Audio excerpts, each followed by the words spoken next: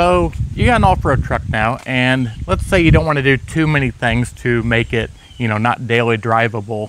So we're going to talk about all the little tiny things you can do to it that makes it still drivable every day, still comfortable ride, and you can still go off-roading with it on some pretty serious courses. So let's get started.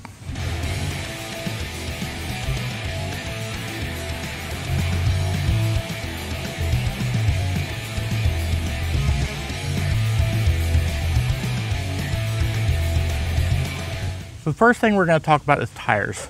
So tires are the biggest thing that's going to make an off-road truck or rig really off-road capable. So by factory, mine came with 31-inch tires, and technically the bigger the better. I mean, it's you can see the off-road YouTube videos. Bigger tires are going to be better off-roading. Now, we are not going to put giant tires on this because it's going to just destroy the ride and capability of driving this every day. And that's why I went with a 32-inch, just a little bigger, and a 2-inch lift. Now, 32-inch, I went with E-load tires because E-load gives you a thicker sidewall. And the problem with an E-load is because it's a thicker sidewall, it gives you a rougher ride. Now, if you don't want to go extreme, like, with an E-load tire and have a rougher ride, you want to keep your vehicle a nice ride, then I suggest just going with a little bit bigger tire and make sure it has Kevlar in it, because these Kevlar tires have a Kevlar lining inside the sidewall, and that makes it so the sidewall can still be soft. So you can see the sidewall's soft. That gives my suspension capabilities to work, and it still gives me a little bit of protection on the sidewall. Keeps me from poking a rock through the sidewall. These are, of course, are better. But if you want to do off-roading and not destroy the way your truck's riding, then these are perfectly fine. Just get a bigger set, a little bit more aggressive tread on it, and you're good to go. Now, if it comes between a sidewall tire, like an E-load, and putting a 2-inch suspension, which one is worse for making your truck ride bad? The tire. It's the tire every single time. This hard sidewall is going to make it ride rough. I have a 2-inch lift, and I actually put the 2-inch lift on this before I put the tires on, and the 2-inch lift, really, I didn't even notice the ride capability. It didn't ride different. It rode smooth still. Everything rode really nice. 2-inch lift in the front and the back still rode nice. It's when I changed these tires out for the E-load tires is when the ride got worse. So if you're concerned about your truck being, a rough ride, then stick with a Kevlar tire, lower load rating, and then it won't ride as bad.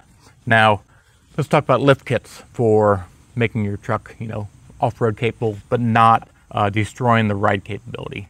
In my opinion, if you go above 2-inch lift, you're going to be changing the geometry of the suspension too much.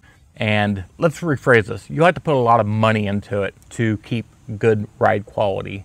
Or you can put a 2-inch lift, not put a bunch of money into it, and still maintain your ride quality. On my case, I put the little block kit that goes in here, and I got a little block in the rear, and that gave me 2 inches. It didn't destroy the ride. Like I said, I had these tires on before, and it didn't change the ride quality at all. It kept it really good. So a 2-inch lift is totally fine to maintain your ride quality.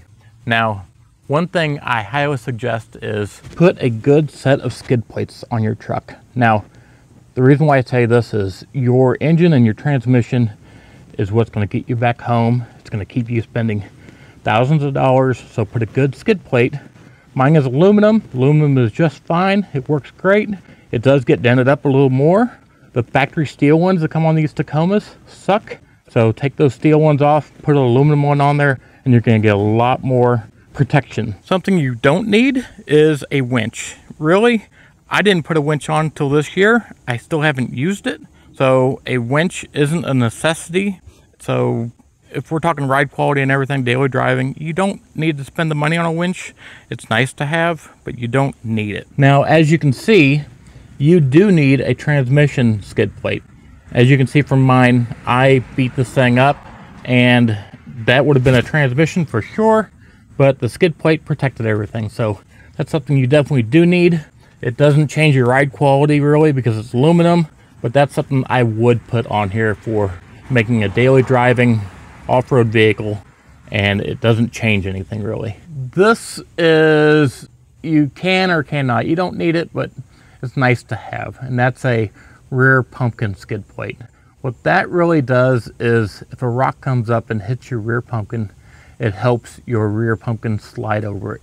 What I mean by rear pumpkin is your rear axle assembly. It'll slide over rocks nice and smooth, so that's a nice to have, but you don't have to have it. Now, drivability, you can get yourself some rock sliders. They are nice, again, not necessary, but it is nice to have that little bit of protection on the side. Now, these two items are always debatable. I put a 2-inch block lift in the rear, and some people will say you need to put the leaf spring kit in the rear to get a lift. Well, if you watch the reviews on those leaf kit ones, most people are only getting a 1.5 inch of real lift out of them. So you're paying for 1.5 inches of lift, where if you put a 2-inch block there, there's no gray area. It's 2 inches of lift because it's a 2-inch block. So now the gray area is, people say you do get a little bit of a shimmy in the rear end of your truck from putting a lift that's a block. If you're putting a 2-inch one in there, you're not going to notice it. You might get a little bit of a shimmy when you hit the gas, but you really are not going to notice it from a 2-inch block. 2-inch blocks are just fine. Now, this one's pretty debatable. I have not had a problem with it, but when you do a 2-inch lift, you do need to add some longer shocks for longer travel in the rear. And I bought almost the cheapest shocks you can buy that gives me that extra travel. I know there's people saying you got to buy the nice high-end brand ones. I didn't notice any difference between these and what I had on there before. I had Bilsteins on here before, and ride quality wise, I don't notice any difference.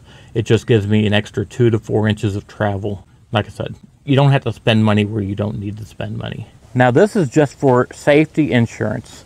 If you don't have a hitch on your truck, put one on it, because that hitch is going to save your rear bumper from being drug off. It saved mine over and over. So a hitch, it's a great way to not put a lot of money into it, get an off-road capability, and it's just great. Now, this is only really specific for Toyota Tacoma. If you put a 2-inch lift on your truck, you need to buy a 1/8 inch washer to put inside that bump stop. That gives your bump stop a little bit lower, and it'll prevent your factory shocks from bottoming out and destroying your front suspension. So put a 1/8 inch gap washer right there, and you're going to save your front suspension from bottoming out. Now, this one might seem a little weird to you, but believe it or not, this is one of the best things I've done for an off-road truck. You can do it to any of them, and that is put a GoPro mount on your hood right up front here. If you have a Jeep, you might be able to put it on the bumper down low, but I put mine here. And the reason why this is really great for off-roading is I can put a GoPro up here, and I put an iPad in the dash. I just run a cable to it. It runs off a Wi-Fi connection, so I can see everything that's in the front of the truck. And the reason why that is just golden is when you're going off-roading and you're driving, you can see everything in the front of your truck. I can see where this rock is, that rock is. I can pretty much see how big they are coming up on it. I can see dips in the ground, so I can see almost everything. I can just angle the GoPro down a little more if I need to. So it is a lifesaver to have a GoPro mount on the front here. And it's kind of a dual purpose too, is not only can I see everything, but if I want, I can hit the record button and record my adventure at the same time. So a GoPro mount on the front here, like I said, it's a lifesaver. I'm driving along, and half the time I don't need spotters to see where I'm going, because when you got a spotter, you got to stop, you got to see where things going, roll a little bit. With this, I'd say I reduced my time I need a spotter probably by 90%, because I can actually see everything of where my wheels are going to go. So GoPro mount, lifesaver on an off-road truck. And again, it doesn't cost much, and it doesn't interfere with your daily driving truck. So that's pretty much it for this. And, you know, like I always say, there's tons of more things that you can do your truck, but I'm trying to give you a list of things that won't change it too much, and you'll still be able to drive this thing every day and enjoy your truck. So if you like what we're doing here, please subscribe, because you all make it happen.